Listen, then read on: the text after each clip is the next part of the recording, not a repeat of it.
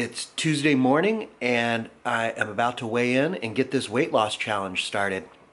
I gotta admit, I am not excited about putting my weight on YouTube. I'm pretty embarrassed about how big I've gotten, but it doesn't make a lot of sense to do a weight loss challenge and not show you guys how much I weigh. So, all right, let's do this.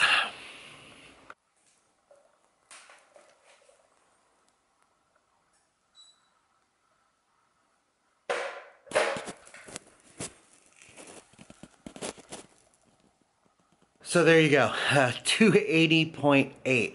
That means I've got to lose 10 pounds in 4 weeks, so that'll put me at 270. That number's not entirely accurate. I'm holding the camera while I was weighing in. The camera weighs like, I don't know, 30 pounds, so I'm really not that heavy, so I don't feel so bad.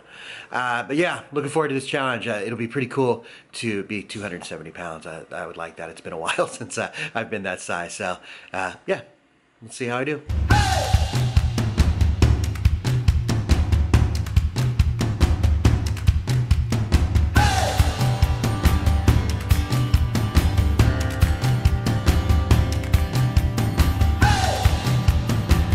Tuesday evening, and Patty and I are on our way out to just outside Washington, D.C., a place called Silver Springs in Maryland, to go see a concert. I was a huge Midnight Oil fan in the 80s, which I know is really dating myself, but for all of you guys who were born within the last 30 or so years, Midnight Oil was a pretty big alternative rock band from Australia in the kind of late 80s, early 90s.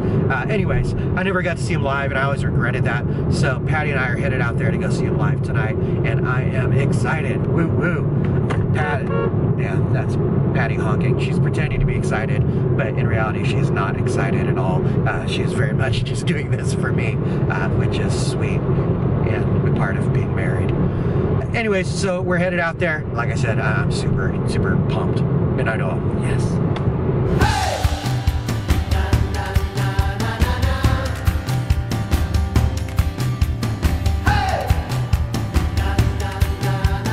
It's 1 a.m. and we're driving home from the Midnight Oil concert.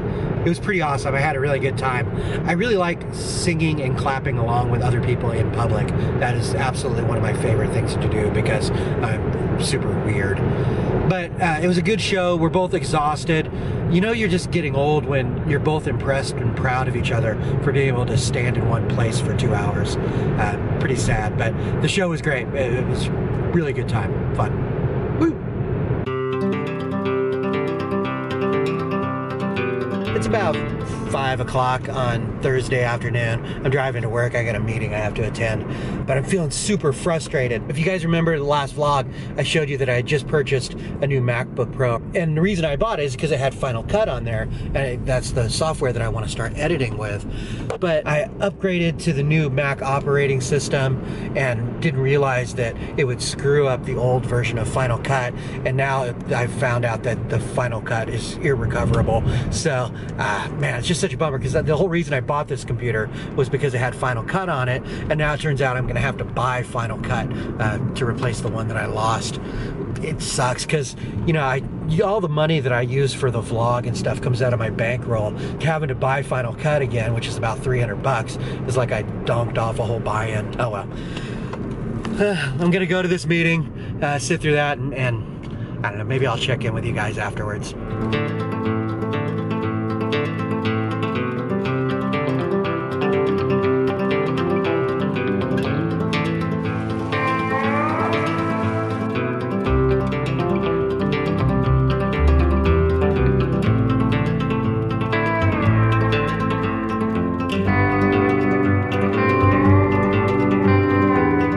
Went well, and I'm on my way home. We spent most of the meeting talking about the digital archaeological archives for comparative slavery.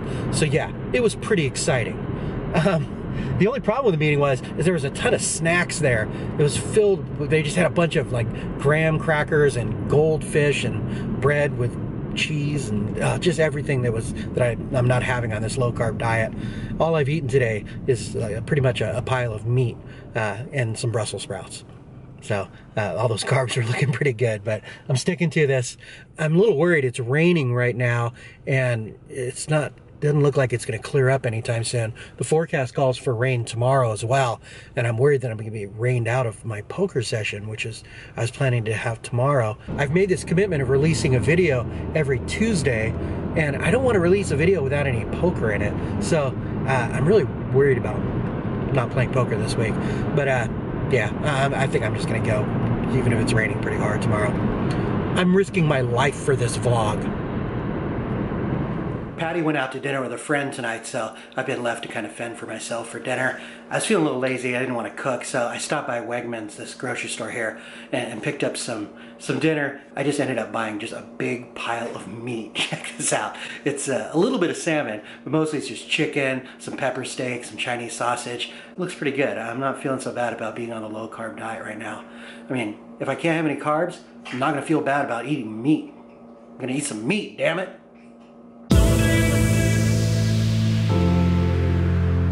It's Friday morning around 11 a.m. and I'm headed out to play some poker.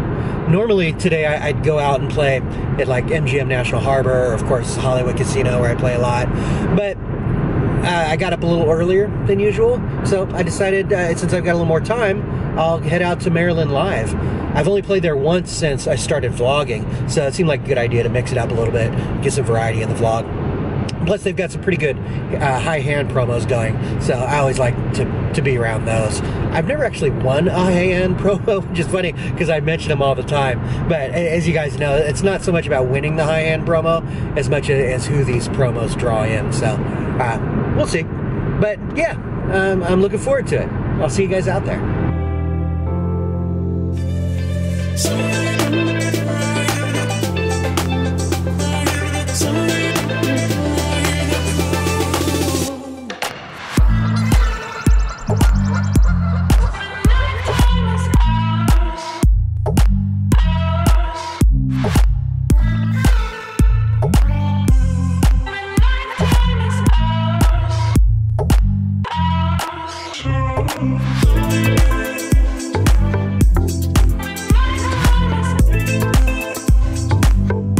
Made it safely out here to Maryland Live. Took a lot longer than I thought it was going to. I hit a ton of traffic, of course, so I think I left it around 11 a.m. and I got here about 3:30, so that's way too long. A big part of that's my fault, though. This hasn't happened in a long time, but I had a pretty significant panic attack on the way here. I actually had to pull over. I got a little bit of lunch, had a salad, kind of relaxed a little bit and did a little meditating and took a half a Xanax. So I think the combination of all those things helped. So I'm feeling fine now and looking forward to getting there, getting my name on the list and playing some poker. See how I do.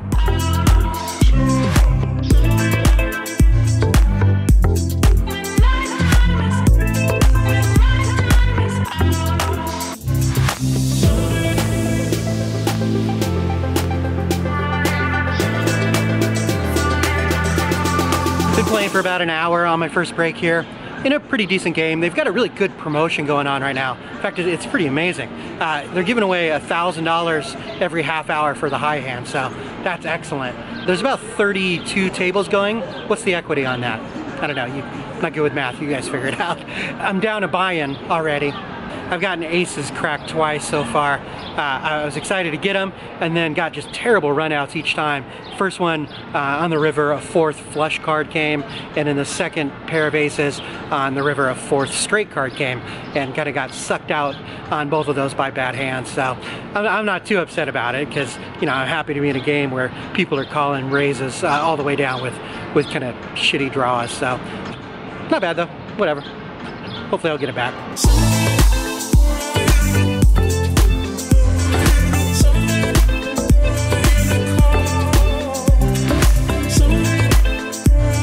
I'm running really bad today. The river's just not my friend.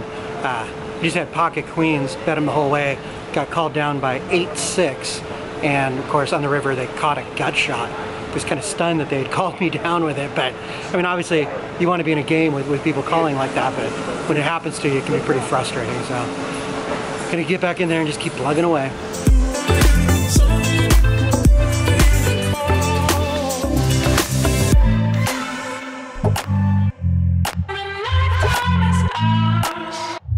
There is a mall right in front of the entrance to Maryland Live, and it's actually kind of a sad looking mall. but they've got a food court, so if you want an option for cheap food, it's pretty good. I was able to pick up this kind of sad looking burrito bowl. How do people even do low carb diets without burrito bowls? I don't know. But I've got a book right here, my Phil Jackson book, and a burrito bowl, so I'm all set. See you guys in a bit. That burrito bowl actually turned out to be pretty good, but man, I am digging that Phil Jackson book. My favorite poker writer by far is Tommy Angelo, and what Tommy Angelo is to poker, Phil Jackson is definitely to basketball. I just love that kind of Zen Buddhist kind of take on sports and things like that. It's pretty awesome.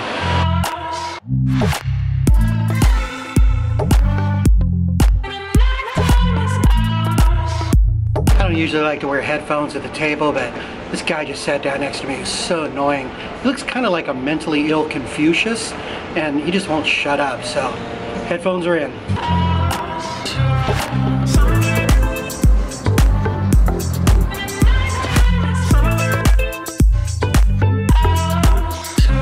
So let's talk a little bit about this weight loss challenge. I've got a couple ideas on a punishment, and I'm having trouble deciding between the two.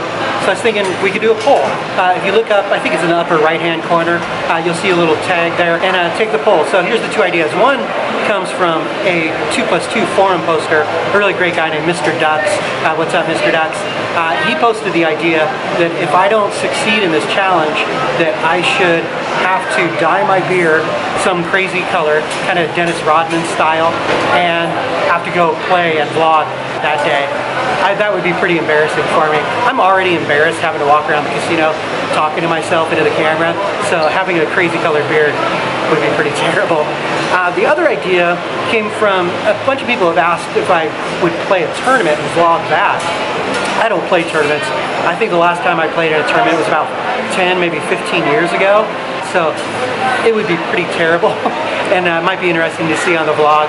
So if I don't succeed, I would play a $100 to $200 tournament. I have a feeling I know which one you guys are going to vote for, but I figured I'd throw the poll up there and see what you guys have to say. So let me know. Insane Confucius, he doesn't care that I have headphones in. He's still just talking my ears off. He's crazy. Crazy Confucius.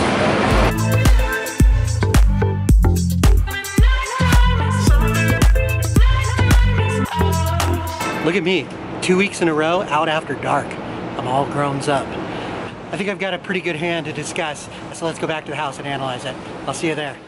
All right, let's talk about this hand. I'm in the hijack with ace queen of spades and a stack of about $205, I think it was. The under the gun +1 player makes it $12. He's a younger kid. He's been pretty aggressive, and I've been playing for a couple hours at this point. He's been pretty aggressive, definitely shown a willingness to bluff when he felt it was right. So I'm actually putting him on a pretty wide range here, even though he's raising from early position. I'm the only caller, and we go heads up. I know that some of you might 3-bet here with ace queen suited in position, but I'm a nit, so I didn't. There you go. $27 in the pot, and the flop comes king of spades, king of diamonds, deuce of spades. The villain bets $12, and I call. I'm putting him on a pretty wide range, so I think I've got some decent equity with my flush draw and overcard, so I go ahead and make the call. $51 in the pot, and the turn comes the jack of hearts. The jack is a little scary, I guess. King jack and pocket jacks are definitely in his range, and of course would have me drawing dead here, but also I think they're a pretty small part of his range. I've also picked up some equity with the gut shot straight draw now in addition to my flush draw. So when he bets only $17 into the $51 pot, I think making a call is a pretty safe bet here. $85 in the pot, and the river comes the six of spades. I make my flush, and the villain checks to me. It's definitely possible that he's got a monster right here and is trying to induce a bluff. But I think it's more likely that he has some kind of pocket pair here. Queens, tens, nines, even aces, something like that. Or it's even possible that he's got a king with a bad kicker. You know, something like king 10, king 9, maybe king 10 suited, king 9 suited. He might raise pre-flop with that. But it's definitely something that's got him betting small, playing a little cautious. He's been betting much less than half pot on every street. I think a check here would be fine, but I'm feeling pretty good about the range I think I'm up against, and I decided to go ahead and make a small bet to try and eke out a little more value from the flush that I've made. I'm definitely bet folding here. If he comes over the top of me with a big check raise, I don't think I have much of a choice but to fold. I want to bet small enough here that I don't blow him off the hand and he feels kind of obligated to call, especially with a hand like pocket queens, pocket tens, pocket aces even. I think he's definitely going to call with those. But you might even call trying to bluff catch with something as low as like 8s or 9s, I think. I settle on betting $20 and the villain reluctantly calls. I say flush, he immediately mucks, and we take down the pot. So book one for us, right on. I'll see you back at Maryland Live. So the session's over. I'm feeling really good about how I played. It was pretty rough going for a while there. I got aces cracked twice, and then queens cracked right after that. And it just seemed to be all going downhill, but I didn't lose my patience. I didn't tilt. Like I said, I just stayed really patient and ended up making a good comeback. So plus 73, that may not be a lot of money, but it feels like a big win, at least psychologically. I'm feeling really good about that. But that's it. Thank you guys so much for checking out the vlog. And as always, please subscribe, leave a comment if you haven't. I'd love to hear from you. But other than that, just thanks for watching. I'll talk to you guys in the next video.